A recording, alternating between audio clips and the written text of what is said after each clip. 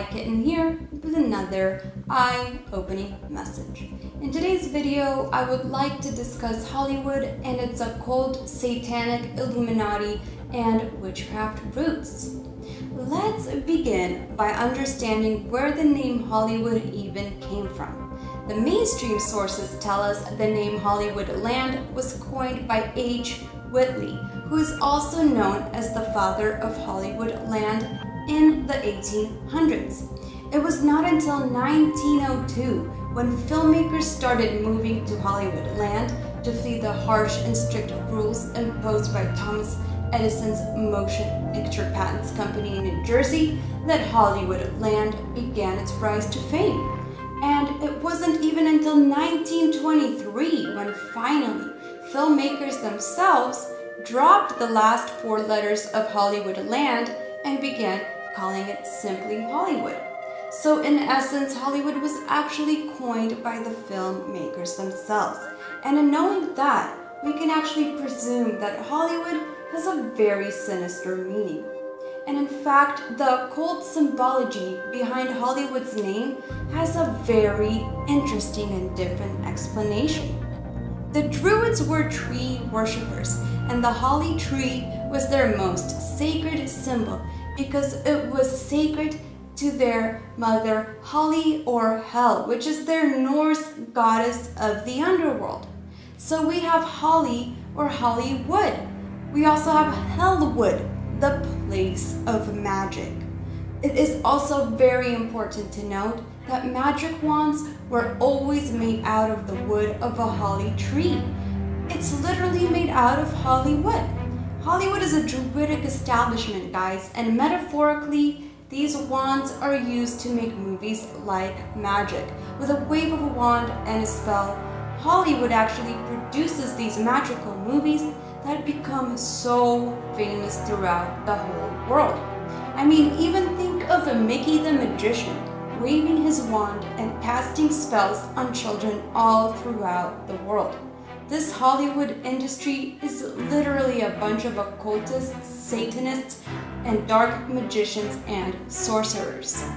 So let's dive into a few of the symbols surrounding Hollywood and their meaning. And the first thing I really want to mention is one of the most recognizable symbols of Hollywood and of all the elite around the world, and that is the red carpet. We often see all of these world leaders and celebrities walking upon a red carpet. And this is an old symbol dating back through the concocted story of Zara and Pharez of the time of the Druids. The red carpet is a motif representing the royal blood path or blood line coming down from the past and running the future. This actually represents the 13 Illuminati bloodlines that we've all heard of. They have been rulers of the world for ages and eons. The 13 bloodlines date all the way back to all of these world leaders, from British and French kings to Egyptian pharaohs. They are basically all royalty, and all the current leaders of the world are all, to a point, related. There are 4 prestigious awards that an artist or actor can win, and in order from least important to most important, there are the Golden Globes for recognition in TV and film, Grammys for music and musical achievements, Emmys for television shows, and of course the Oscars, which are the most glamorous awards and are for the biggest movies of the year. So let's cut to the chase and talk about some symbology in the 2 of the highest awards someone can actually attain in Hollywood. So the second most important are the National Academy of Television Arts and Sciences, which are also known as the Emmys. And if you pay very close attention to the abbreviation of the National Academy of TV, Arts and Sciences, you get the word NATAS, which is actually Satan backwards. My brothers and sisters, this is not a sheer coincidence. I believe when a celebrity has achieved this award, it is because their show is obviously and of course very popular throughout the nation, if not the whole world. But that does not happen by mere accident. We have heard many greats admit that they feel a spirit come over them when they are acting or singing. And these celebrities say they feel as though their bodies have been taken over. Guys, the bigger the demon that takes over, the more popular their show becomes.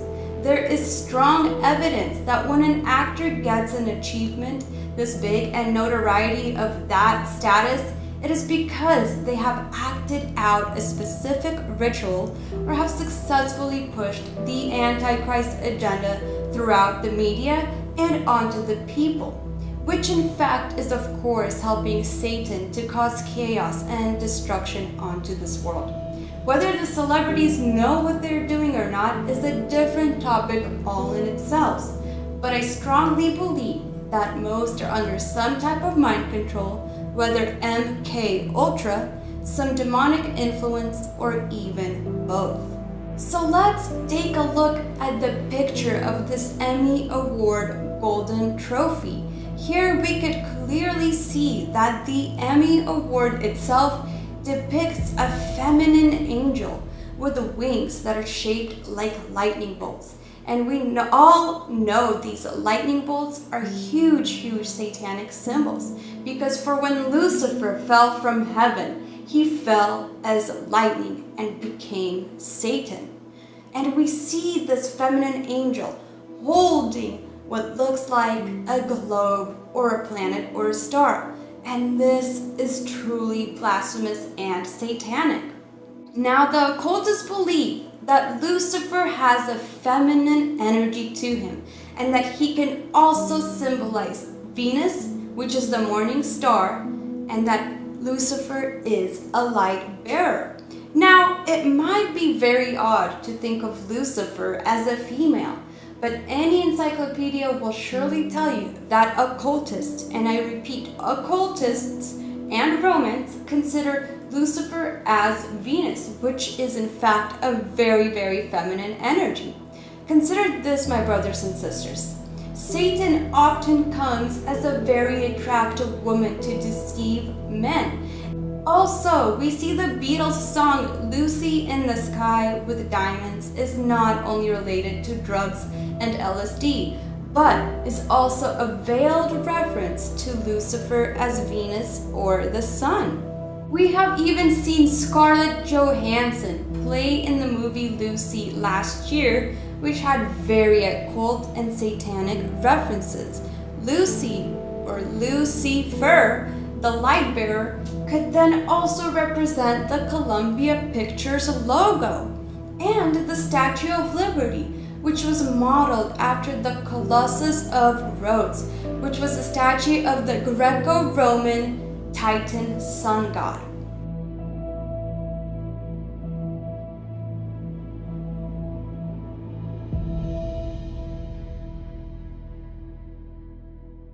So now that you know a bit about the Emmys, let's talk about the most celebrated, renowned, and respected night in Hollywood, which is the Oscars.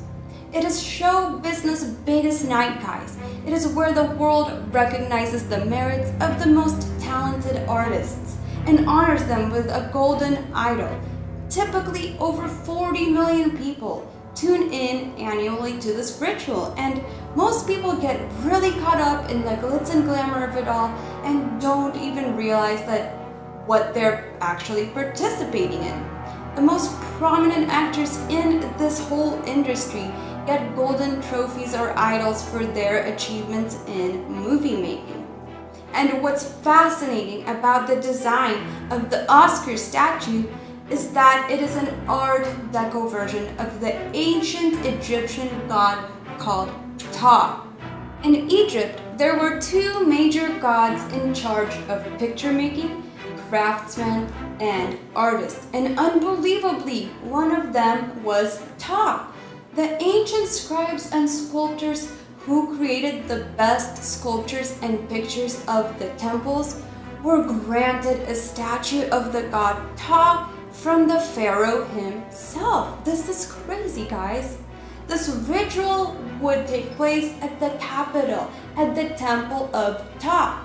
And likewise, Hollywood's award ceremony was held in a temple called the Shrine Auditorium from 1947 to 2000 and is now currently held at the Kodak Theater, which represents the temple. The term Oscar also dates back to the Egyptian god Osiris, and Osiris ruled over the underworld in the constellation Orion. According to pyramid text, the pharaoh's soul would ascend into Orion to be reborn as a star and to live for an eternity. But there was one significant catch. The pharaoh's soul would have to transform into a spirit to reach Osiris. And once the spirit reached the Osiris, it was then immortalized and remembered forever. And I find this unbelievably fascinating and parallel that a person has to become an actor, which is transforming your spirit into another in essence, to win an Oscar. These stars are then immortalized by placing their names in a stone star on the Hollywood Walk of Fame. And just like the pharaoh was worshipped as a god who became a star, our modern culture is doing the same thing and has adopted the same practice by worshipping those who become movie stars. Brothers and sisters, the Webster Dictionary definition for worship is an extravagant respect or admiration for or devotion to an object of esteem. And isn't that exactly what the masses are doing to these famous celebrities? Guys, the Bible is very clear and adamant about whom deserves our worship. And Matthew 4:10 states, "Thou shalt worship the Lord thy God, and him only shalt thou serve." Beware of idolatry, guys, beware of it. Deuteronomy 4 even tells us,